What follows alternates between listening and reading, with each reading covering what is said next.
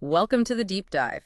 Today we're tackling a really big one, a sector that's just constantly in the spotlight globally, shaping everything from economies to how nations interact. We're talking about the defense and weapons industry. Yeah, and with the geopolitical tensions really ramping up, you look at Ukraine, the South China Sea, the Middle East, it just keeps coming up. And these aren't just abstract news headlines anymore. No, exactly. It means the ethics, the actual ethics of investing in this area are unavoidable. They're really front and center in the debate now. It's true. These global shifts are forcing, well, basically a complete rethink of how we view the whole industry.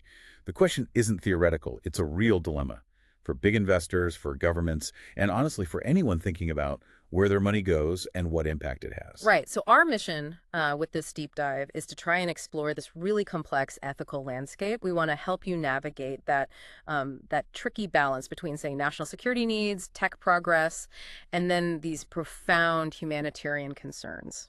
Moral responsibility. It's a tough line to walk. It really is a tightrope, but one we kind of need to examine. And we've based this on a comprehensive article that really tries to dissect these ethical sides. It gets into the arguments for and against, different philosophical angles, Yeah. how ESG principles fit in or maybe don't fit in, and also, how investors and governments around the world are shifting their positions. Yeah, and to really get a handle on this debate, I think we first need to sort of paint a picture of the industry itself. I mean, its sheer size is one thing, but also how it surprisingly touches our everyday lives and how fast it's changing. The scale is staggering. Did you mention the spending figure? Okay, it's huge. Well, global military spending hit, was it a record $2.46 trillion in 2024. Just think about that number. And it's not just the giants we all know, like Lockheed Martin or Raytheon. It's also, and this often surprises people, the origins of tech we use daily, like the internet, GPS. That came out of military research and development. Absolutely. So yeah, it's going to be a nuanced conversation. No easy answers here. Yeah. Definitely not. Okay, so let's jump into the arguments that people do make for investing in defense companies. One of the most basic, maybe least controversial on the surface, is this idea of national security, protecting civil liberties. Right. The argument is pretty straightforward. These companies provide the essential tools for a nation's defense. They're needed for military readiness, for deterring potential attackers. And how does that actually play out in practice? Well, especially now, with this return of great power competition, governments lean heavily on the private sector. Think about it. Modern defense needs constant, super fast tech upgrades. Stealth tech, advanced cyber defenses. Stuff that moves really quickly. Exactly. And it's the companies that are often driving that innovation. This sort of public-private partnership is, well, it's seen as absolutely crucial to keep up with threats. Okay, and that links directly to the tech innovation point we touched on. It is genuinely surprising how much everyday tech started life in military R&D, the internet, GPS, even some medical imaging breakthroughs. So is the argument then that investing in defense is almost like seeding broader societal progress? That's definitely part of the justification, yes. Defense spending often bankrolls that really high-risk, cutting-edge research, the kind that's maybe too expensive or uncertain for purely commercial companies to tackle alone. Right. So it creates this whole R&D ecosystem, and then innovations spill over, as they say, into the commercial world, which can boost economic growth more widely. It's that dual-use idea in action. Okay, makes sense. Then there's the argument about global defense preparedness, the idea that a strong defense industry actually promotes global stability. Right. The logic there is deterrence. Well-armed, technologically advanced forces are less likely to be attacked, and they can discourage aggression elsewhere. So investors, in this view, are contributing to international peace and security, perhaps counterintuitively. By enabling collective security. Yes, exactly that. Think about alliances like NATO. They rely on member countries having the capability to defend each other. Investment helps ensure they can meet those commitments, which reinforces the security structures we rely on globally. Okay. And moving away from the big picture policy stuff, there are also, straightforward economic and portfolio reasons for investors. Defense stocks often seem pretty resilient, don't they? Especially when things are tense geopolitically. They do tend to be. Their revenues are often quite insulated from economic cycles because they have these long-term government contracts. So yeah, for some investors, like pension funds maybe, they can look like a safe haven when other parts of the market are shaky. Providing stable returns. Potentially, yes. Yeah. Stable long-term returns. And that financial appeal gets stronger when markets are volatile. Plus, it's not always just passive investment. Governments sometimes actively encourage private investment in defense, tax breaks, grants, that sort of thing, because they see it as strategically vital. Okay, so we've laid out the case for investing. But as you can imagine, and as we've hinted, the ethical side is, well, it's incredibly fraught. There are very strong arguments against. Absolutely. The most common one, the one that hits hardest perhaps, is just the basic idea of profiting from violence, from warfare, from human suffering. Critics argue investing here makes you complicit in, fueling the arms race. And that raises a really critical question for a lot of people. Does pouring more money into this sector actually make things worse? Could it fuel arms proliferation, destabilize regions, make conflicts bloodier or longer? And we've seen examples, haven't we? Weapons ending up with regimes with poor human rights records, or defense tech being used in ways that violate international law. These aren't just abstract risks for investors, they're very real ethical liabilities. And beyond the pure morality, there are tangible risks too. Reputational, financial. If you're a big institution being linked to controversial weapons, think cluster bombs, landmines, or companies involved in human rights abuses, that can seriously harm your image. Absolutely. Public backlash can be swift. It can lead to divestment campaigns, a loss of public trust. It's a major risk factor. And the legal side. Oh, it's complex. You've got international treaties like the Arms Trade Treaty, plus all sorts of national regulations. Breaking those rules can mean huge fines, getting shut out of markets. And frankly, the global arms trade isn't always the most transparent business, which makes doing proper ethical homework due diligence really challenging for investors. Which brings us neatly to ESG, environmental, social, governance, and ethical investing standards generally. Just quickly for listeners, ESG criteria are those non-financial factors lots of ethical investors use to screen companies. Right. And many ethical or sustainable investment funds just flat out exclude weapons companies, particularly those making controversial or banned weapons. The thinking being. The rationale is pretty simple for them. Investing in those kinds of companies is fundamentally incompatible with ESG principles, especially the S for social impact. And what about the E's environmental? Yeah, that's another hurdle. The defense sector actually has a pretty significant environmental footprint. Some estimates put it at over 5% of global CO2 emissions. So that creates immediate friction with the environmental side of ESG. Plus, issues like corruption risks, lack of diversity, sometimes opaque governance structures, those can make it hard to meet the broader ESG standards even before you get to the weapons themselves. So, okay, let's think about how different ethical frameworks might grapple with this. Utilitarianism, for instance, maximizing the overall good, how would that work here? Well, a utilitarian might argue that if defense investments genuinely prevent a greater harm, maybe by deterring a major war or supporting vital peacekeeping operations, then they could be justified. Could be. Could be. The massive challenge, of course, is accurately predicting and weighing those benefits against the harms. It's incredibly difficult calculus.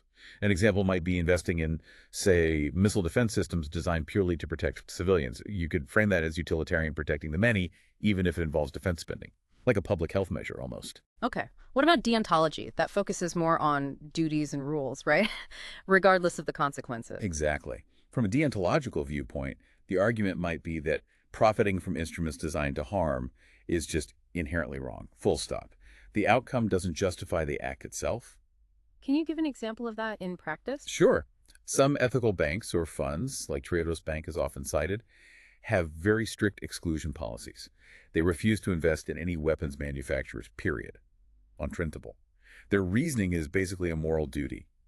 Don't be involved in creating tools of violence. It doesn't matter if those tools might sometimes be used for good. It's a clear rules-based stance. And the third one, virtue ethics. That's more about the investor's character, their intentions. Right. It shifts the focus. It asks, what kind of person or what kind of institution do you become by supporting this industry or by rejecting it? So you see, for example, university endowments or maybe faith-based funds choosing to divest from defense. They see it as aligning their investments with their core values, peace, justice, human dignity. It's about who they are, their identity. We've definitely seen these tensions play out over time. History gives us some interesting examples, doesn't it? I remember reading about General Dynamics back in the Cold War era, facing sanctions for contract fraud and ethical issues that really forced some changes, pushed for more transparency. Yeah, and a more recent, very prominent example is the Norwegian government pension fund, Global. Yeah. Huge sovereign wealth fund. They famously exclude companies involved in nuclear weapons, cluster munitions, landmines. When they divested from General Dynamics over its nuclear weapons involvement, that sent a massive signal. Shows how major investors are increasingly blending ethical considerations with financial risk assessment. But, and here's where it gets really complicated today, we're actually seeing some governments, particularly in Europe, the UK, Germany, moving in the opposite direction, responding to new security threats. They're reversing previous exclusions, sometimes actively encouraging investment in defense now. Right. Even while many ESG funds are still very cautious or outright exclusionary, it just highlights how incredibly varied the approaches are becoming. There's no single consensus. Yeah. It really does. The defense sector is like this unique headache for ESG investors, isn't it? They're caught between these urgent security needs and their own ethical red lines. Definitely. And the debate over whether defense can ever really be considered ESG friendly is, well, intense and ongoing. We are seeing some ESG funds reevaluating, though, exploring ways to maybe differentiate. Like, okay, maybe conventional defense is different from controversial weapons. So if just excluding everything isn't always the answer, what does a more nuanced approach actually look like for someone trying to invest responsibly here? Well, the source material suggests that more sophisticated investors are trying to develop sector-specific ESG metrics, going beyond the generic checklist. They're screening companies for compliance with international humanitarian law, human rights standards, trying to make clearer distinctions between different types of defense work. And engagement, talking to the companies. Exactly. Direct engagement with defense companies on things like transparency, governance, managing their impact, that's becoming more common. Though, how effective that engagement really is, that's still up for debate. And looking forward, there's this upcoming EU social taxonomy. It actually aims to formally distinguish between general defense activities and controversial weapons. That could be a game changer for how defense stocks are classified within ESG frameworks. Interesting. Okay, so this brings us back to the sort of macro level, the shifting views of governments and big institutional investors. On one side, governments are clearly upping defense budgets, pushing for private investment, especially in dual-use tech. They see it as core national security strategy now. Absolutely. There's a definite policy shift happening in response to geopolitical instability. Yeah. You can see it very clearly. But then on the other side, you still have these pension funds, endowments that have historically pulled out of defense because of strong ethical policies. Right. And now some of them are having to revisit those policies, trying to balance their fiduciary duty, their financial responsibility to beneficiaries with these renewed security worries.